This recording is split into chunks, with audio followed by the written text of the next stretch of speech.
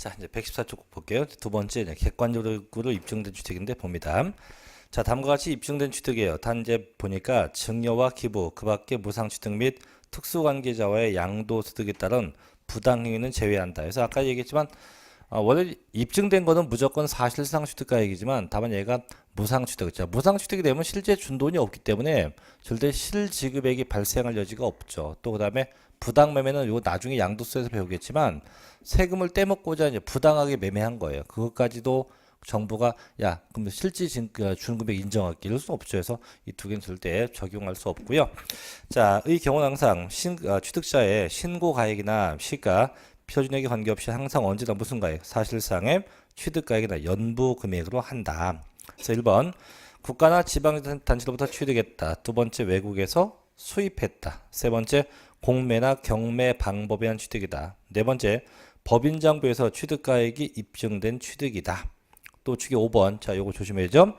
자, 판결문에서 취득가액이 입증된 취득인데 단땡땡 판결문은 민사나 행정소송에 의해서 확정된 것만을 말하나 화해, 포기, 인락, 자백간주 제외한다. 이것도 역시 취득 시기하고 똑같아요. 그래서 늘상 화해, 포기, 인락, 자백은 절대 사실상 취득가액을 적용할 수가 없겠죠. 6번. 자, 부동산 거래 신고 등에 관한 법률에 의해서 신고서가 제출돼서 검증된 취득도 마찬가지입니다. 그래서 항상 6개 국수, 공판, 장검, 국가, 수입, 공매, 판결문, 법인장부, 검증은 항상 무슨 가격? 사실상의 취득가액에 의한다. 그래서 요 세 가지. 그럼 다시 한번요. 항상 원칙은 내가 취득한 신고가액이고 그게 없거나 부당하면 시가 표준액이고 그 다음에 내가 실제 준 금액 무슨 금액이요? 사실상의 취득가액 세 가지가 있는데 자, 하나만 더 해볼게요. 이제 이번에 뭐냐면 요 사실상 취득가액과 관련된 건데 이 사실상 취득한 금액과 관련해서 발생하는 부대 비용이 있으면 그 부대 비용은 이 취득 금액에 포함을 시켜야 돼요. 그래서 발생된 부대 비용이 있다면 이 비용은 요 사실상 취득가액에 포함하는데 그게 115쪽의 핵심 체크 네모입니다. 자, 여기도 시험에 상당히 자주 오는 거 보니까 1번. 자, 사실상 취득가액에 따른 취득 가격이나 연부 금액은요. 그 취득 시기를 기점으로 그 이전에 해당 물건 취득을 위해서 거래 상대방이나 제3자에게 지급하였거나 지급해야 할 직접 비용과 다음의 어느 하나에 해당하는 간접 비용의 합계액으로 해요. 그래서 결국은 발생하는 부대 비용에서 합친다 이거고 다만 그 대금을 일시급은 한꺼번에 다 준다는 얘기예요. 등의 조건하에서 일정액을 할인받으면 자 무슨 금액이요? 할인된 금액이다. 요건 당초 약정하는 금액, 당초 계약서에 쓴 금액이 100억 원인데 원래 잔금을 제가 6월 말에 해준다고 썼어요. 계약서에. 근데 이 잔금을 오늘 5월 24일 날 다 줬다. 다 주면 받는 자 입장은 기분 좋겠죠. 그죠? 왜? 원래 잔금을 100억 받을 건데 한 달 만에 다 주냐, 한 달 전에 다 주니까 좋다. 기분 좋으니까 1억을 빼줄게. 그럼 빼주면 결국 얼마나요? 99억 남네요. 그럼 99억이 취득금액이다. 이런 얘기죠. 자, 근데 지금 어떤 비용이 포함이고 어떤 비용이 제외냐 해서 밑에 동그라미 1, 2, 3, 4, 5, 6, 7번이 포함되는 비용이고 그 다음 밑에 2번 얘는 1, 2, 3, 4, 5번이 포함되지 않는 비용이에요. 그럼 이제 그럼 대체 어떤 것이 포함이고 어떤 것이 포함되지 않느냐를 구분한다면 이제 위에 거 자, 포함되는 비용부터 봐봐요. 첫째, 이건 뭐 개인법이나 똑같습니다. 건설자금에 충당한 이자입니다. 두 번째, 2번은 조심해야 돼요. 할부와 연부에 따른 이자입니다. 기타 연체료인데 다만 법인이 아닌 자, 그럼 누구예요? 개인이 취득했다면 제외한다. 그래서 그럼 나머지 1번, 3번, 4번, 5번, 6번, 7번은 취득자가 개인이건 취득자가 법인이건 다 포함돼요. 하지만 그 동그라미 2번 할부이자나 연체이자 같은 거는 취득자가 누구일 때 법인일 때만 포함되지 개인은 절대 그 이자가 포함되지 않습니다. 자, 세 번째입니다. 자, 농지법에 따른 농지보전부담금, 또 산지관리법상 부담한 대체산림자원 조성비. 네 번째, 취득에 필요한 용역을 받고 제공한 용역비. 다섯 번째, 취득된 외에 당사자 약정에 의한 조건 부담액. 일곱 번째, 좀 긴데요. 자, 부동산 등을 취득할 경우 주택도시기금법에 따라서 매입한 국민주택 채권을 해당 부동산의 취득 이전에 양도하면서 발생한 매각자손에서 채권은 분명히 만기가 있는데 만기 전에 그 채권이 처분되면 원금의 손해를 가져옵니다. 그것도 인정해준다 이거죠. 그다음에 7번, 1번부터 6번까지 지나는 비용들. 이런 것은 다 포함되는 거고. 자, 두 번째 2번 갑니다. 자, 다음 중 어느 하나에 속하는 것은 포함하지 않습니다. 첫째, 취득하는 물건의 판매를 위한 광고 선전비입니다. 둘째, 전기사업법, 또 도시가스사업법, 집단에너지사업법 그 밖에 법률에 의해서 전기, 가스, 열 등을 이용하는 자가 분담하는 비용. 세 번째, 이주비, 또 지작물 보상금, 또 취득물건과 별개로 지급하는 보상 성격의 비용. 네 번째, 부가가치 이런 것도 포함되지 않습니다. 그다음 5번 기타 준하는 거 되어 있는데, 그래서 이렇게 이제 포함되는 비용이 있고 이제 포함이 안 되는 비용이 있는데, 그럼 이걸 다 구분하기 힘들죠. 그래서 지금 포함되는 것도 있고 안 되는 것도 있는데, 저희는 이 안 되는 비용만 생각하면 돼요. 안 되는 거. 그럼 뭐가 있냐? 이제 아까 있었던 거, 개인에게 발생한 할부이자와 연체이자, 할부이자, 연체이자. 그다음에 광고 선전비, 분담하는 비용, 이주비, 보상금, 부가가치세. 그래서 개인에게 발생한 할부이자, 연체이자, 광고 선전비, 분담하는 비용, 이주비, 보상금, 부가가치세. 그래서 어떻게 해요? 일명 개할련, 광분, 이주, 보상부라고 해요. 어떻게 해요? 개할련, 광분, 이주, 보상부. 그래서 이것은 절대 포함되지 않는 비용들이다라고 인지하시면 됩니다. 그래서 이 원칙 예외 특례가 시험에 매우 잘 나니까 꼭 좀 다시 한번 정리해 놓으셔야 되겠고요. 이제 그 뒤는 쉬워요. 이제 그 뒤에 이제 116쪽에 가면 기타 등등 나오는데 기타 볼게요. 이제 자, 세 번째 갑니다. 자, 116쪽에 3번. 그 3번하고 4번은 묶어도 돼요. 3번이 건축물의 중축 개수, 그다음에 4번이 지목 변경인데 두 개는 묶어도 돼요. 왜 묶냐면 둘 다 의제 취득이기 때문에 항상 변경이 되고 가액이 증가돼요. 그럼 3번, 4번은 공통점이 뭐냐? 그 증가액에 대해서 과세합니다. 둘 다 공통점은 뭐에 대해서? 증가된 금액에 대해서 과세한다. 그럼 보죠, 3번. 자, 건축물을 건축합니다. 단 신축과 재축을 제외한다. 그럼 남는 게 뭐냐면 중축이나 개축, 개수예요. 그래서 원래 저희가 건축에는 신축, 재축, 중축, 개축, 개수 이게 다 건축인데 다만 이제 신축이나 재축됐다는 건 건물을 처음 지은 거기 때문에 이거는 증가액에 대해서 과세가 아니고 건축비 전액에 대해서 과세가 돼요. 근데 지금은 신축이 아니고 중축 개수. 그래서 이건 증가액에 대해서 과세니까. 그래서 본문에 보니까 신축과 재축을 제외한다. 그럼 결국은 남는 게 뭐냐면 중축과 개수, 개축 같은 건데 그런 겁니다. 자, 그런 것과 하거나 개수한 경우와 선박과 차와 기계 장비의 종류를 변경한 경우, 자, 밑줄 그로 인해서 뭐 된 가액이요? 증가된 가액이에요. 항상 증가액에 대해서 과세합니다. 이때 자, 신고가액에 표시가 없거나 그 신고가액이 시가 표준보다 적으면 뭐랍니까? 시가 표준액에 의한다 라고 되어 있고요. 자, 네 번째로 갑니다. 바로 4번 지목 변경인데, 자, 지목 변경도 마찬가지. 얘도 증가액에 대해서 과세예요. 그래서 원칙 보니까 그 토지의 지목 변경에 대한 과세 표준은요, 그 토지의 지목이 사실상 변경된 때를 기준으로 지목 변경 이후에 토지에 대한 시가 표준액에서 지목 변경 이전에 시가 표준액을 뺍니다. 결국 뭐의 증가분? 시가 표준액의 증가분, 시가 표준액의 증가액에 대해서 과세예요. 그럼 결국 3번, 4번 같죠. 항상 뭐의 증가분? 그냥 증가액에 대해서 과세한다. 다만 그 지목 변경에서 2번 조심해야 돼요. 예외인데, 자, 보니까 자, 판결이나 법인장부로 토지의 지목 변경에 든 비용이 입증됐다. 그럼 이때는 그 소요된 비용이래요. 그럼 결국 뭐냐면 이 지목이 변경되면 요건 조심할 게 이거예요. 지목 변경은 요게 보통 일반적 경우는 뭐로 하고 증가액, 그 증가액에 대해서 과세가 돼요. 하지만 얘가 일반적 경우가 아니고 뭐였다면 법인장부나 이게 판결문에 의해서 지목이 변경됐다고 하면 이때는 예를 들면 소요된 비용 갖고 합니다.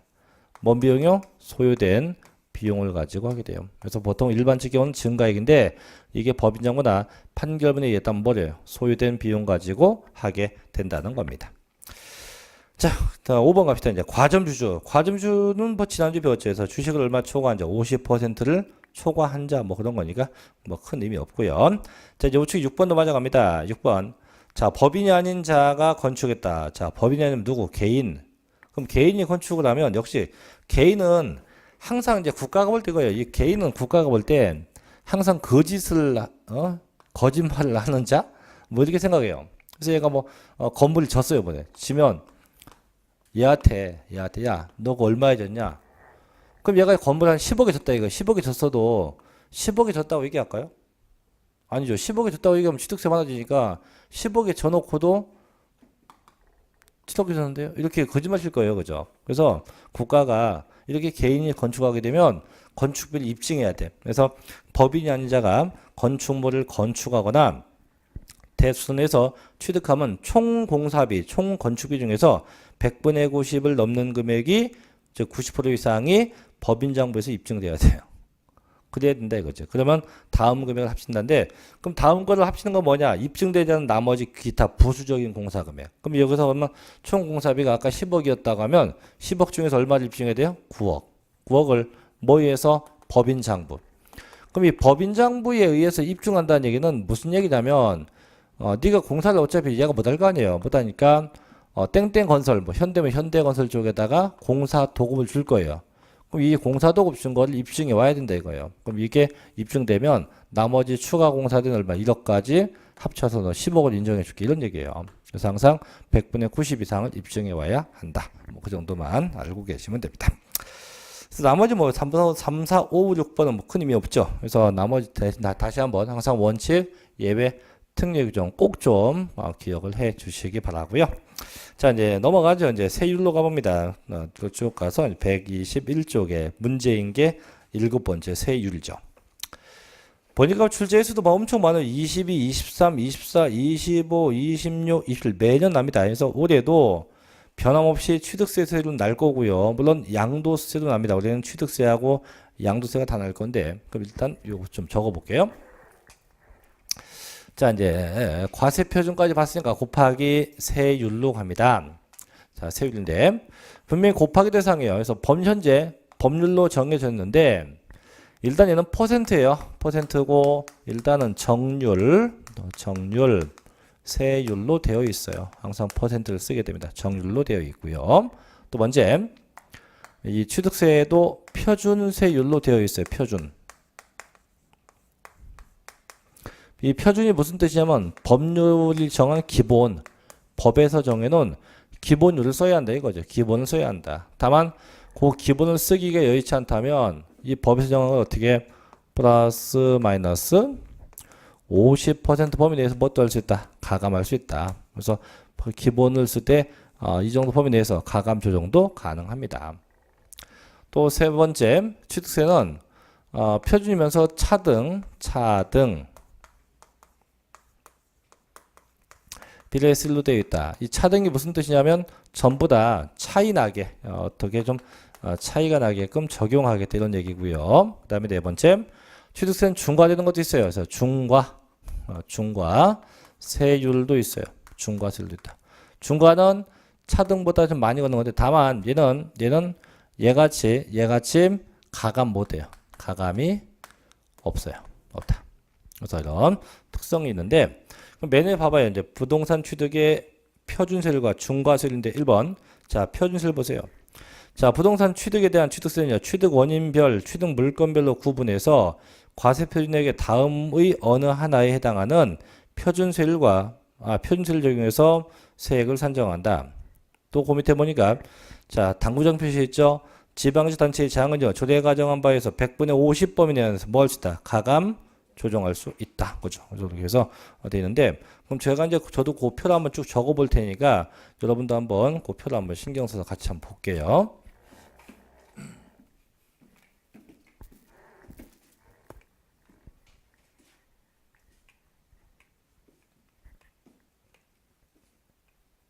요즘에 참 공부하기도 좋은 때인데 놀러 가기도 참 좋은 때 같아요.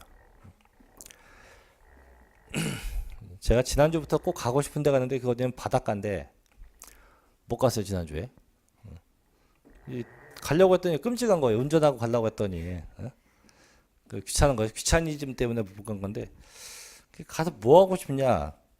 딴 거 할 건 없고 그냥 가서 이제 폭죽 있잖아요. 바닷가 폭죽 한번 퐁퐁 날리고 그다음에 뭐 회 한 접시 먹고 그냥 소주 한 잔 딱 먹고 그다음에 그냥 오면 음주운전 걸리니까 그렇게 먹고서 바닷가에 그 뭐야 민박 있잖아요.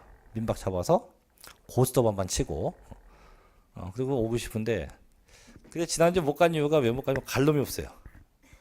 혼자 가면은 이제 소주를 못 먹고 오잖아요. 술 마시고 가야 되는데 마시고 혼자 뭐 혼자 차에서 죽치고 있다가 오면 되는데 그건 청승 맞은 거니까 그래서 좀 갈 멤버를 찾는데 그 잘 없네요. 그래서 요번 주는 가려고 했더니 요번 주는 집에 가서 고추밭에 물 줘야 되는 생각 또 못 가고 참 불쌍합니다.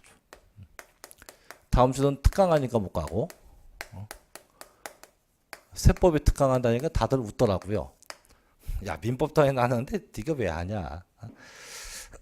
어쨌든 세법도 해요. 세법도 할 거 많아요. 제가 보통 세법이 뭐 한다고 하면 야 네가 왜 하냐는데 참 나중에 시험 끝나고 보면 알아요. 시험 끝나고 보면 이놈의 세법이라는 이놈이 참 쳐 죽일 놈이다. 그 쳐 죽일 놈 이게. 문항수는 16문항 그죠? 제일 꼬두발이 과목이고 제일 할 것도 없는 과목인데 불구하고 나중에 이제 시험에 임박해서도 마찬가지고 시험장 가서도 마찬가지고 발목을 붙잡는 건 얘예요. 얘. 제가 어차피 1차야 뭐 1차가 통과 안 되면 꽝이면 1차 통과됐다고 가정하고 2차도 공법 때문에 뭐 대부분 다 뭐 걱정을 많이 해요. 걱정 안 해도 돼요. 어차피 공법 안 되면 뭐 끝나는 거니까. 근데 대부분 공법이 과락을 넘어갑니다. 거의. 대부분 넘어가고 보통 불합격되는 과목이 공시세법이에요. 실제로. 근데 이제 불합격을 하고 나서 야, 나 공시세법 때문에 안 됐어. 이렇게 말 안 해요. 다들 핑계 댑니다. 공법 때문에 안 됐어. 그것도 꼭 그렇게 얘기해요. 하나 차이야. 이거 뚜껑 따봐야 돼요, 솔직히. 하나 차인지 10개 차인지는 뚜껑 따봐야 되는데 다 그렇게 얘기합니다. 저희한테도 와서 아유, 선생님, 저 공법 때문에 안 됐어요. 그 앞에서 계시니까 참 말은 못하겠지만 그래 또 성적표 다 까보자. 까보면요. 공법도 안 됐지만 세법도 안 됐어요. 거의 그래요, 이게. 그러니까 나중에 저희는 합격을 할 거지만 불합격해도 절대 핑계 대지 마요, 그냥. 뭐 때문에 안 됐다고 하면 다 망신당합니다. 자, 버전. 자, 이제 첫째 이제 표준은 유상취득인데 유상취득은 매매가 된 건데 그 매매된 게 농지였다고 하면 해당 농지 금액의 1000분의 30이 되고 농지한 기타의 경우는 1000분의 40이 돼요. 40. 자, 두 번째입니다. 두 번째 상속받은 경우는 똑같아요. 이 상속받은 경우도 내가 자 농지 상속받았다 1000분의 얼마 23 농지한 기타였다 1000분의 28 이렇게 둘로 구분해요. 세 번째 이 증여인데 요거는 조심해야 돼요. 이 증여 받은 경우는 얘같이 뭘 받았냐가 아니고 누가 받았냐 누가 대체 누가 받았냐 누가 줬냐가 아니고 누가 받았냐예요. 그래서 받은 자가 첫째 비영리자 학교 같은 경우 이렇게 비영리자가 받았다고 하면 1000분의 28이 되고 저희 같은 개인이 받게 되었다. 저희 형님과 동생 같은 게 받았다. 하면 1000분의 35가 돼요. 35가. 그 다음에 원시 취득도 있어요. 원시 취득. 자, 신축이나 중축 같은 건데 이 상태가 되면 1000분의 28이 됩니다.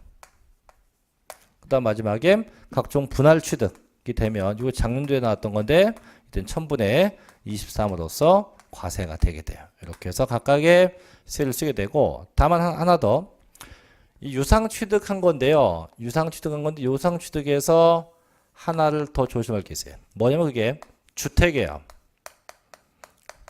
주택이 유상 취득입니다. 주택의 유상 취득인데 그래서 주택이 매매가 됐거나 이런 건데 그래서 주택이 유상 취득되면 주택 가격별로 첫째가 주택 금액이 6억 이하 6억 이하는 해당 주택 금액의 1000분의 10이 되고 6억 초과 9억 이하가 되면 해당 주택 금액의 1000분의 20이 되고, 셋째, 그 금액이 9억 원이 초과되었다면 해당 주택 금액의 1000분의 30을 쓰게 돼요. 그래서 주택에 대해서만큼 이렇게 주택의 가격별로, 주택의 금액별로 각각 구분해서 써요. 조심할 건 분명히 주택이 유상 취득된 경우에 한정됩니다. 주택이 유상 취득된 경우에 한해서만 이렇게 적용하지, 뭐 주택이 상속이나 증여되었다면 그냥 해당하는 율을 바로 쓰면 됩니다. 그래서 이제 그걸 꼭 외우셔야 돼요. 121쪽의 필을 외우고, 자, 넘겨볼게요. 넘겨서 이제 주의사항 보면, 자, 첫째, 농지가 나오죠. 122쪽에. 자, 농지가 뭐냐? 농지는 두 번 나와요. 여기도 있고, 여기도 있는데, 이 농지는 네 가지. 논, 밭, 과수원, 목장, 이 네 가지가 농지가 돼요. 네 가지가 농지에 해당한다. 이거고, 굳이 한번 뭐 더 얘기하면 이거예요. 이 취득세에서 농지는요, 공부상 지목과 사실상 지목이 같아야 돼요. 그래서 공부상 지목과 실제 지목이 같아야 한다. 뭐 그런 거고. 두 번째, 2번. 자, 비영리 사업자는 누구냐? 종교단체입니다. 그 다음에 두 번째, 학교입니다. 세 번째, 사회복지시설 같은 경우도 있어요. 네 번째, 양로원, 보육원. 다섯 번째, 정당 등도 있네요. 자, 세 번째, 유상 취득이 됐건 무상 취득이 됐건, 자, 취득한 부동산이 자 뭐면 공유물, 즉 공동소유 물건이면요, 각자의 지분에 대해서, 각자의 지분가액에 대해서 과세, 각자의 지분에 대해서 과세하게 돼요. 각자의 지분에 대해서 과세한다. 자, 네 번째, 건축. 자, 신축과 재축은 제외요. 그럼 남는 게 중축인데요. 자, 중축 같은 거나 개축 같은 거나 개수로 인해서 건축물 면적이 증가돼요. 증가되면 그 증가된 부분에 대해서 뭐로 봅니까? 원심 취득으로 모아서 과세한대요. 그래서 그럼 신축이 됐건 중축이 됐건 똑같아요. 1000분의 28을 쓴다 이거. 1000분의 28을 사용하게 돼요. 1000분의 28을 사용하게 된다 이겁니다.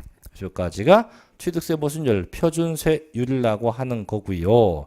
자, 넘겨봅시다. 자, 넘겨서 이제 125쪽에 가요. 자, 두 번째 중과입니다. 중과. 이게 기본이고, 자, 얘보다 많이 걷겠다. 많이 걷는 게 중과인데요. 보죠. 이제 중과세율.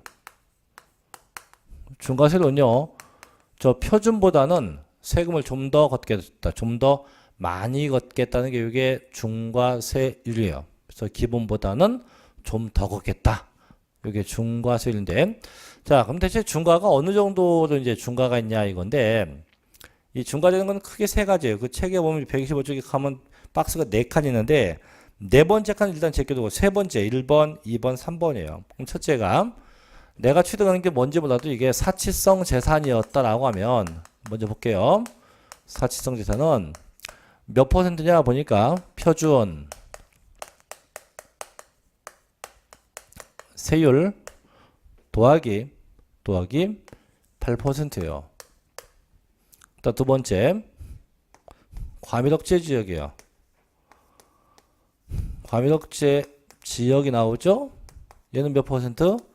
표준 세율 더하기 4%예요. 세 번째, 대도시가 나오죠? 대도시. 얘는 표준 세율의 몇 배?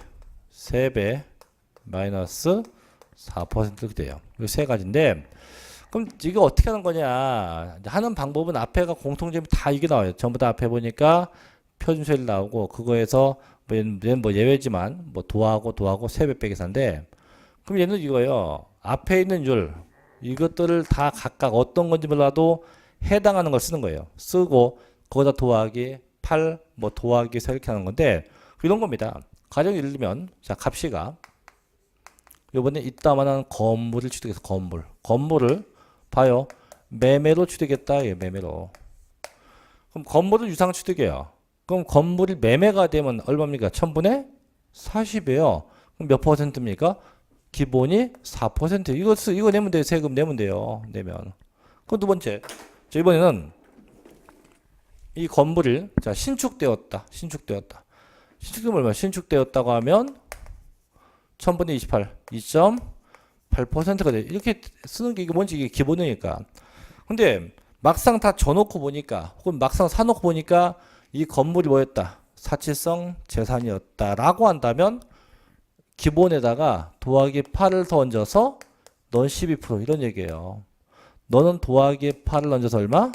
10.8 이런 얘기예요. 그래서 일단 사치성 있고 뭐건 이제 떠나서 어떻게 취득됐냐를 먼저 정해서 뭘 정하고 기본율을 정하고 그게 나중에 따보니까 사치성 재산이면 더하기 8을 더하면 된다 이런 얘기예요. 그럼 얘도 방법이 똑같아요. 자, 과미덕지권역에서 자, 갑법인님, 갑회사가 자, 건물을 요번에 신축했대. 신축. 자, 신축하면 얼마입니까? 기본 2.8이에요. 2.8. 2.8인데 그게 뭔지 몰라도 보니까 과미덕지권역의 부동산이었대요. 그럼 더하기 얼마? 4를 하면 너 얼마? 6.8 이런 얘기예요. 얘도 마찬가지해서 방법은 다 똑같습니다. 그럼 결국은 앞에 있는 이 기본율로 암기하지 못하면 절대로 이 중과되는 거 할 수가 있다 없다 할 수가 없다는 얘기예요. 그 다음에 이따 얘기하겠지만 과미덕지의 권역이 어디냐면 수도권 대도시예요. 대도시가 어디냐고요? 수도권 대도시예요. 둘 다 동네가 같은 동네예요. 똑같은 지역이에요.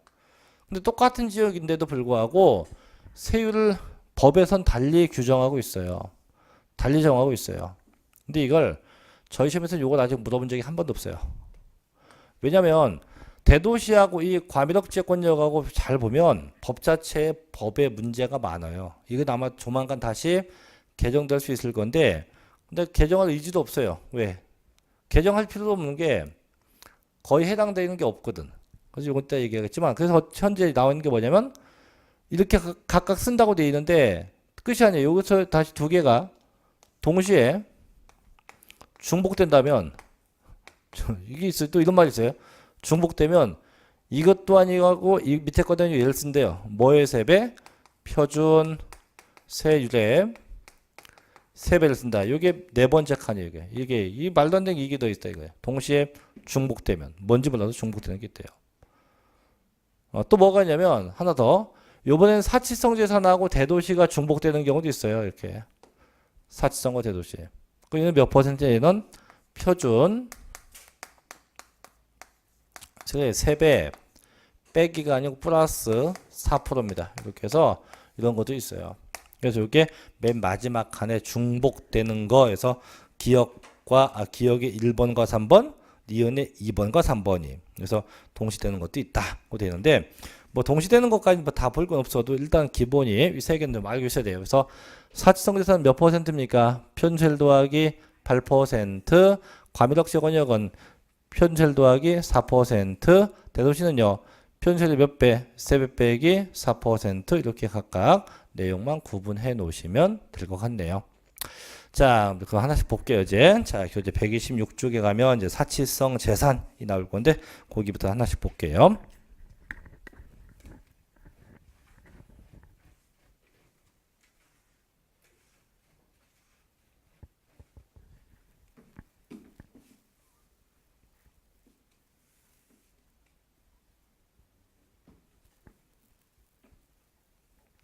자, 사치성 재산인데, 자, 분명히 몇 퍼센트냐면 표준세율에다가 더하기 얼마 8%인데요.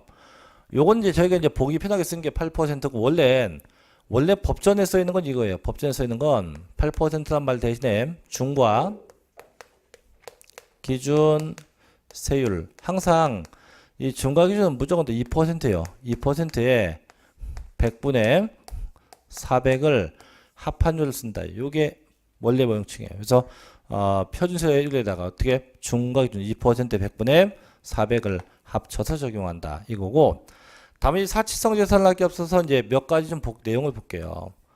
자, 조심할 게 첫째, 이 사치성 재산은요.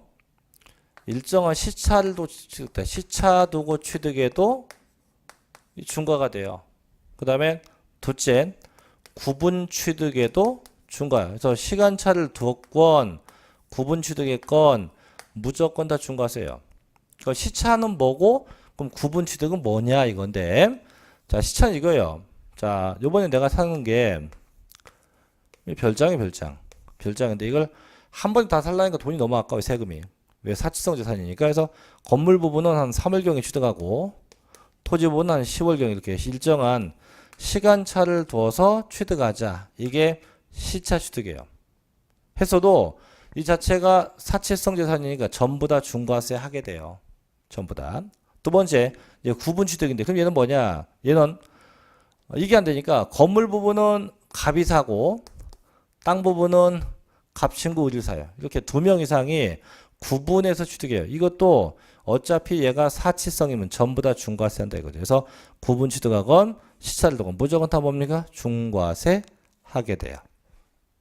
세 번째, 자, 소유자하고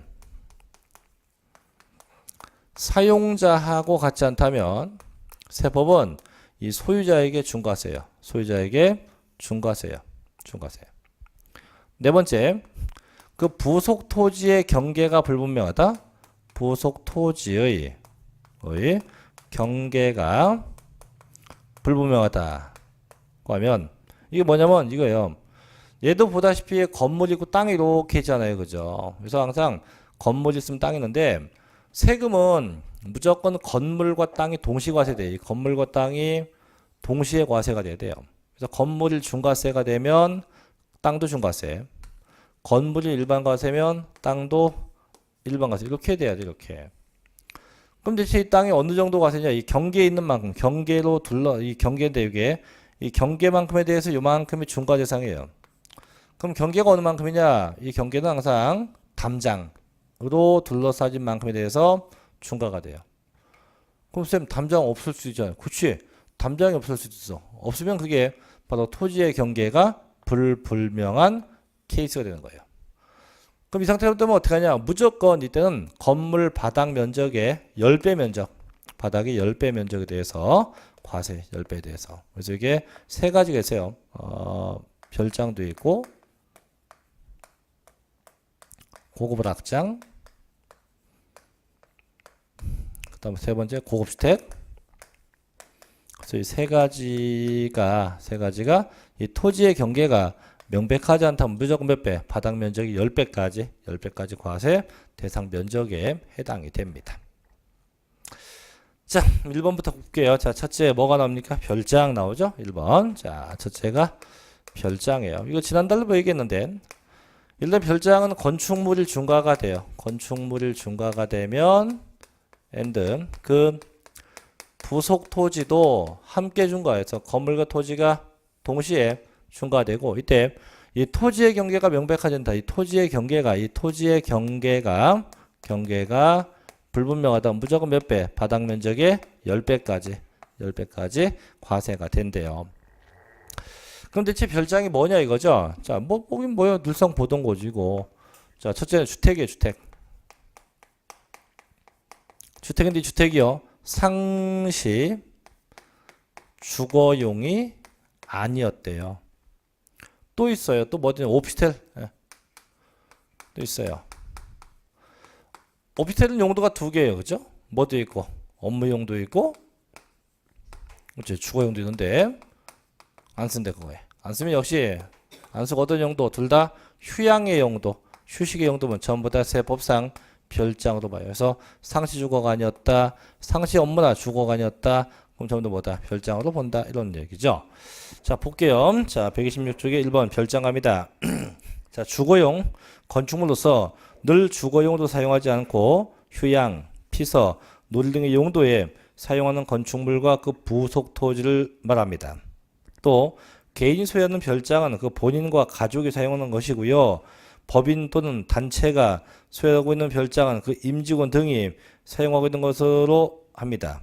또 주거와 주거 외의 용도로 겸할 수 있도록 건축된 오피스텔이나 기타 이와 유사한 건축물로서 사업장으로서 사용하고 있음이 사업자 등록증으로 인해서 확인되지 않는 경우는 뭡니까? 별장으로 본다. 그럼 결국은 상시 주거가 아니든가 상시 업무용이 아니면 전부 다 뭐가 돼요? 별장에 속하게 돼요. 또 우측 페이지 맨 위에 자, 중과범인데 봐요. 소유자 이외의 자가 즉 세입자가 되겠죠. 세입자가 주택을 임차해서 별장으로 쓰는 경우도 중과세 대상이 됩니다. 즉 소유자하고 사용자하고 똑같지 않다. 그럼 누구한테 중과한다? 소유자에게 과세 혹은 중과세 한다는 거죠. 두 번째, 자, 별장용 건축물의 보수된 토지의 경계가 명백하지 않다. 이게 무조건 몇 배? 무조건 10배에 해당한 토지가 그 보수 토지예요. 무조건 10배까지 과세가 돼요. 일단 세 번째, 다음에 해당하는 농어촌 주택이에요. 농어촌 주택의 경우는 중과되는 별장으로 보지 않는데요. 원래 상시주가 아니면 다 별장인데 얘가 어디 있었다? 농어촌에 있다면 봐준대요. 다음 밑에 기역, 니은, 디귿번의 요건이 다 충족돼야 됩니다. 첫째, 그 대지 면적이 660제곱미터 이내에 돼요. 뭐가 촌집의 대지 면적이 660 이내고 건물 면적은 150제곱미터 이내야 돼요. 그래서 대지가 660 이내, 건물은 150제곱미터 이내야 됩니다. 두 번째, 그 건축물의 가격이요. 자, 토지 금액을 제외한 건물 금액만입니다. 6,500만 원 이내에 돼요. 6,500만 원 이내에 합니다.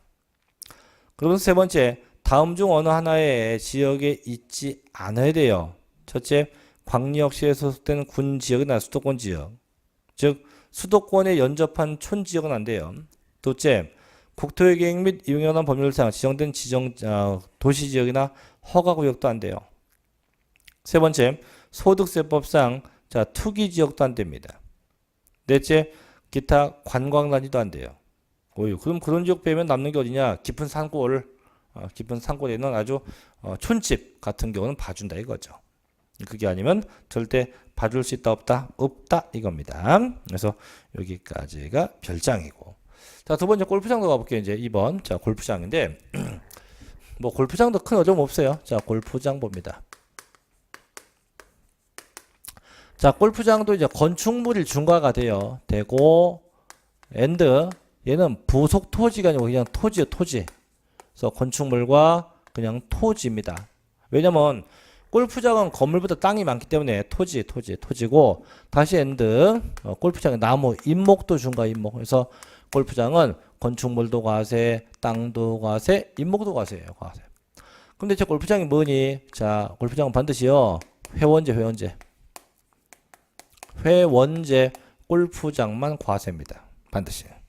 또 반드시요 원시 취득돼야 돼요. 원시 취득된 경우에 한해서 과세요. 그럼 대체 원시가 언제냐? 골프장은요 등록할 때 중과가 돼. 등록할 때 이때 등록에는요 변경 등록이 포함돼요. 변경 등록을 포함해서 전부 다 중과합니다. 그래서 등록하거나 변경 등록을 포함해서 중과한다. 그럼 등록 안 하면 어떻게 하냐? 자, 등록 안 했어요. 등록 안 하면 사용할 때 중과가 돼요. 그래서 골프장은 뭐 이 정도만 보시면 돼요. 그래서 회원제이고 원시주택에 대해서 중과한다. 뭐 시험에 날 리는 없어요. 자, 세 번째 갑시다. 3번. 자, 3번. 자, 뭐가 나옵니까? 고급 오락장인데 얘도 마찬가지. 얘도 건축물이 중과가 되면요. 건축물 중과되면 and 그 부속 토지도 함께 중과가 돼요. 이때 이 토지의 경계가 불분명하다. 토지의 경계가 불분명한 몇 배? 바닥 면적의 10배까지 과세가 돼요. 그럼 고급 오락장 뭐가 있냐 이건데 뭐가 있기는 대표적인 게 뭐 유흥주점이죠. 그죠? 유흥주점.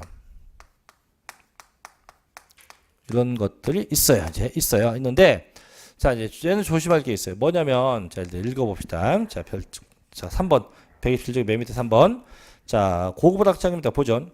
자, 도박장이나 유흥주점, 영업장, 특수 목욕장, 그 밖에 이와 유사한 용도에 사용되는 건축물 중 대통령령으로 정하는 건축물과 그 부속 토지예요. 요까지 되는데 다만이야, 며칠 다만. 고급 오락장 건축물을 취득한 날부터 합니다. 며칠 냅니까? 30일 냅니다.